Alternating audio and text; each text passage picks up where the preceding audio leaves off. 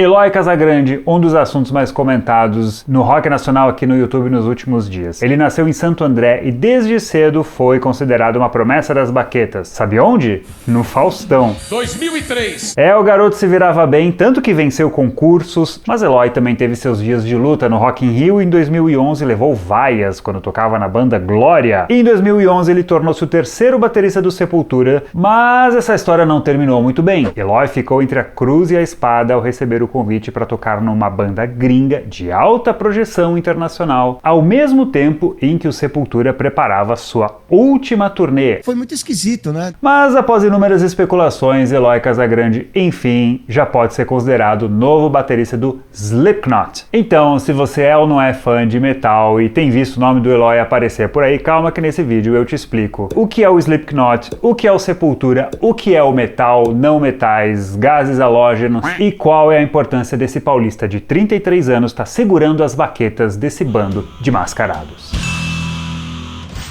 Eloy Casagrande é hoje o baterista brasileiro de maior destaque no planeta. Concentrado e preciso, além de perfeccionista, ele entrou na mira do grupo americano Slipknot, formado nos anos 90 e que ganhou projeção quando a cena do New Metal emergiu. Não é que eles tocam nus, pelo contrário, na verdade eles não mostram nem os rostos. A banda tem uma estética futurista apocalíptica, de certa forma teatral, e tornou-se um dos principais grupos de metal do planeta. Mas lá pra frente a gente fala sobre o Slipknot, porque primeiro eu vou contar a incrível história de Eloy Casagrande. E tudo isso começa na Rede Globo. Era 2003, quando aos 11 ou 12 anos Eloy estava lá no quadro Se Vira nos 30 tocando uma mini bateria. Sabe como é que começou essa história, cara? Ele foi numa feira em São Paulo e uma empresa tinha bolado essa mini bateria que quando você toca em cada parte dela aciona um som pré-gravado de uma bateria de verdade. Mas quem teve a ideia de vender um quadro pro Faustão do menino tocando aquela mini bateria foi a mãe do Eloy. Fizeram uma gravação teste, adoraram e ele foi chamado para participar do quadro. Eloy foi com a família pro Rio e não só participou, como venceu a primeira apresentação dele ganhando R$10 mil. Ele foi chamado para vários programas de auditório, foi na Eliana, foi na Adriane Galisteu. Meu tio Sérgio, ele que teve a ideia de fazer essa bateria. Aí ele voltou outras vezes no Se Vira nos 30, só que ele e a família tinham uma preocupação, que era que ele não ficasse com essa imagem de um menino que toca a mini bateria. Os pais dele começam a tentar fazê-lo participar de quadros tocando uma bateria de verdade. Afinal, era isso que interessava pro Eloy. E isso só foi possível graças a 2 concursos que ele venceu quando ainda era um adolescente. O primeiro, o principal concurso daqui do Brasil, chamado Batuca. E no Batuca ele conheceu um baterista gringo que sugeriu a ele participar do principal ou um dos principais concursos do planeta, que é o concurso da revista Modern Drummer, uma prestigiada publicação entre os percussionistas. Era 2005 e ele tinha 14 anos. Aliás, o Eloy fazia aulas com Aquiles Priester, então baterista do Angra, e que deu toda a força para ele compor o solo, né? Porque a coisa funcionava assim, você precisava fazer um solo, gravar numa fita e mandar por correio lá para os Estados Unidos. E sabe do que mais, cara? Ele mandou a fita e venceu. Só que o editor-chefe da Modern Drummer mandou um e-mail para ele e o Eloy não falava inglês. Ele achou que era um spam e deletou aquele e-mail. A sorte é que os caras também procuraram a organização do Batuca, o festival brasileiro, e aí uma das organizadoras foi atrás dele dizendo: Eloy, os caras estão querendo falar com você lá dos Estados Unidos. Como vencedor, ele ganhou uma viagem Eloy Casagrande, onde ele abriu o festival. De volta ao Brasil, tendo vencido o concurso da Modern Drummer, ele participou do Pistolão, no Faustão, e quem estava vendo ele lá foi o produtor de André Matos, ex-vocalista do Angra, e xamã, nessa época, iniciando a carreira solo. O baterista do André Matos tinha gravado Time to Be Free, primeiro disco solo do vocalista, mas estava pulando fora. Eloy tinha 16 anos e foi convidado para um teste. Quando a banda estava tocando, Eloy estava muito nervoso, não sabia o que é que ia acontecer, quando ele ouve o André dizendo: é isso, acho que você tá na banda. O primeiro show com a banda de André Matos foi em Jaú, no interior de São Paulo. O nervosismo fez com que ele tocasse muito forte, o que é uma preocupação pro baterista, porque é uma atividade física intensa, especialmente bateristas de metal. Na metade do show ele chegou até a falar com o pessoal da banda que tava passando mal e que achava que não ia conseguir chegar no fim. Os caras não deram muita bola. Ele conseguiu terminar o show no desespero e seguiu na banda. Aquela foi a prova de fogo dos palcos. Tempos depois, Eloy voltou ao Faustão, fez parte de uma super banda montada pelo Caçulinha. Eloy, o rei da bateria. Tem um domínio espetacular, maravilhoso tocando com bateria. Ele é um profissional. E agora a gente pula para 2011, quando ele foi vaiado no Rock in Rio. Não ele, mas a banda. Olha que esse moleque já tinha conquistado com 20 anos, tá? Ele estava abrindo o Dia do Metal no Rock in Rio 2011, que estava voltando ao Brasil depois de 10 anos. E foi tocando para a banda paulistana Glória, formada em 2002, contratada por Rick Bonadio em 2008, que tinha um som metalcore misturado com metal alternativo. Aquele dia também teria nomes bem inexpressivos como Slipknot e Metallica. Essa era a responsabilidade do Glória. Só que pior é que no palco Sunset, portanto menos importante, tocaria o Sepultura e o Angra, o que deixou muitos fãs de metal irritados, porque eles olhavam pro Glória e pensavam: o que é que esses caras estão fazendo aí? Mas tem um outro detalhe: o Glória flertava com o emo, público com o qual o metaleiro raiz não se identifica muito. Mas por que eles abriram o palco? Porque era uma aposta do festival, era a banda de abertura, tinha que ser uma banda menos expressiva mesmo. Mas sabe quando que começou a história das vaias? Quando o Eloy estava mexendo na bateria dele e quase deixou cair o surdo, uma peça da bateria. E aí os caras que estavam ali já na frente começaram, tipo, meu, que esse cara não sabe nem mexer na batera. E a banda Glória teve que enfrentar a ira de muitos metaleiros, apesar de tocar metal, mas o que a apresentação mostra é que aos poucos eles conseguiram convencer a galera da qualidade do seu som. Ainda mais porque eles tocaram 2 covers do Pantera, e Eloy definitivamente calou a boca dos caras que o tinham vaiado antes quando fez esse solo de bateria.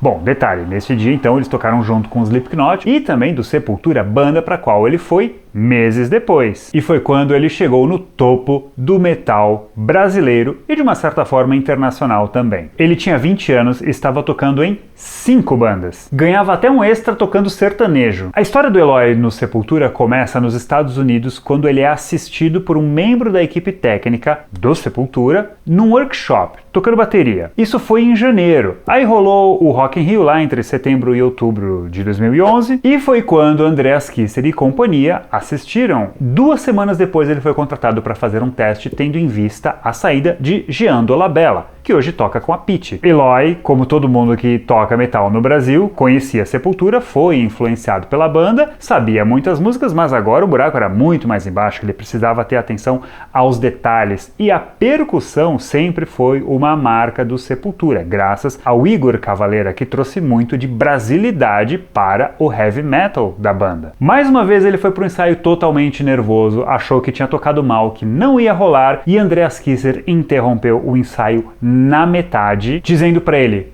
Eloy, não precisa mais tocar, tá contratado. Ele já saiu de cara para uma turnê na Europa e foi tudo igual ao André Matos. Entrou nervoso, tocou mal, ou pelo menos é o que ele acha. Esse é um registro do primeiro show que aconteceu na Alemanha. Foram 13 anos acompanhando Andreas Kisser, Paulo Xisto e o vocalista americano Derek Green. Com Sepultura, Eloy conquistou ainda mais reputação e prêmios como baterista, ele conquistou o respeito dos fãs, conheceu incontáveis países e gravou 3 discos. No entanto, Sepultura também passou por uma transformação nesses últimos anos. Os fãs mais antigos, inconformados com a saída de Max Cavalera em 96, tornaram-se ainda mais resistentes à banda após a saída do irmão dele, 10 anos depois, e embora alguns discos da fase pós-Cavalera tenham sido bem elogiados, o Sepultura não conseguiu repetir os feitos do passado. Esses e outros motivos certamente pesaram na decisão de Eloy de ter deixado a banda agora no começo de 2024. Só que essa história foi um pouquinho delicada, porque o Sepultura planejou uma turnê de despedida, que foi anunciada no fim de 2023. Eloy estava junto dos colegas no anúncio dessa turnê de despedida. É uma grande honra o Sepultura, estar no Sepultura. E aos 20 eu comecei a tocar com Sepultura. Minha vida ela virou de cabeça para baixo, num bom sentido, e aprendizado, né? Que eu aprendi muito com eles. Não se sabe Quando ele foi procurado? Quanto tempo ele teve para responder? Qual foi a margem de negociação que o Slipknot deu para ele? Mas de qualquer modo, cara, se coloca no lugar do cara. O raciocínio era continuar numa banda que vai acabar, formada por músicos experientes e que estão numa fase avançada da carreira, sendo que ele tem 33 anos e muita lenha para queimar ainda, ou abandonar o barco, quebrar a lealdade, comprometer a qualidade dos últimos shows que os fãs poderão assistir na vida de uma das maiores bandas da história do metal mundial. E isso depois de ter desenvolvido o talento dentro desta banda. Não é uma decisão fácil de ser tomada. Eloy decidiu deixar a banda. E num comunicado em fevereiro, Sepultura anunciou que a banda foi pega de surpresa, sem aviso prévio ou qualquer tipo de debate sobre como fazer a transição. Andreas Kisser deu poucas declarações, mas recentemente falou um pouco sobre isso na Transamérica. Foi muito esquisito, né? Do jeito que ele